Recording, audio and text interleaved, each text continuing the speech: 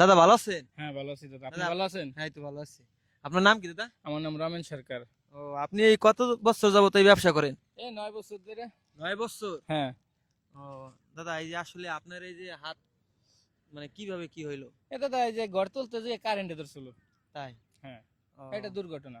তা আপনার বাড়িতে কে কে আছে? এই ধরেন আমার একটা ছেলে আর 10 জন ফ্যামিলিতে। ও, আপনার এই ব্যবসায় কি আপনার জীবন চলে? দাদা, না চললেও ঠাকুর চালায় তাই চলে। তাই? হ্যাঁ। আপনার বাসা কই?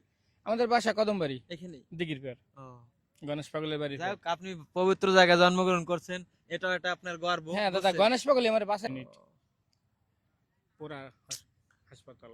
তাই? হ্যাঁ।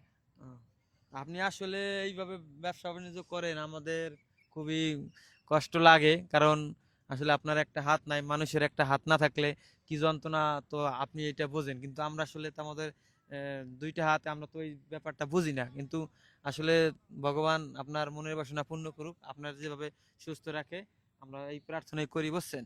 তো আপনি ভালো থাকবেন, সুস্থ থাকবেন, আপনাকে অনেক অনেক আচ্ছা ঠিক আছে, ধন্যবাদ। আপনিও অনেক ভালো থাকবেন। আপনাকে আমি এই জীবনটা কাটিয়ে কর্ম দিতে পারি। কইরা হ্যাঁ, হ্যাঁ। যদি না না, এটা আপনার ঠিক এটা আছে। না, আপনি আমার এটা কোনো আশা ভরসা নাই, আশা ভরসা খালি আমি বকলম আমার ছেলেটার একটু কলম ধরাই দিয়ে 10 জনের সাথে মিশাই থুয়ে যাওয়ার, এইটা হলো আমার পরিকল্পনা। আপনার ইচ্ছা, মনের হ্যাঁ হ্যাঁ, ইচ্ছা। এইটা হলো আমার মনের তো ইচ্ছা। প্রিয় বন্ধুরা, আপনারা ভাইয়ের কথা শুনলেন, তো আপনারা একটু তার জন্য আশীর্বাদ করবেন, সে যাতে কর্ম করে খেয়ে তার পরিবার নিয়ে বাঁচতে পারে।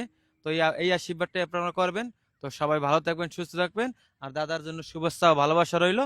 সবাই ভালো থাকবেন, সুস্থ থাকবেন, ধন্যবাদ।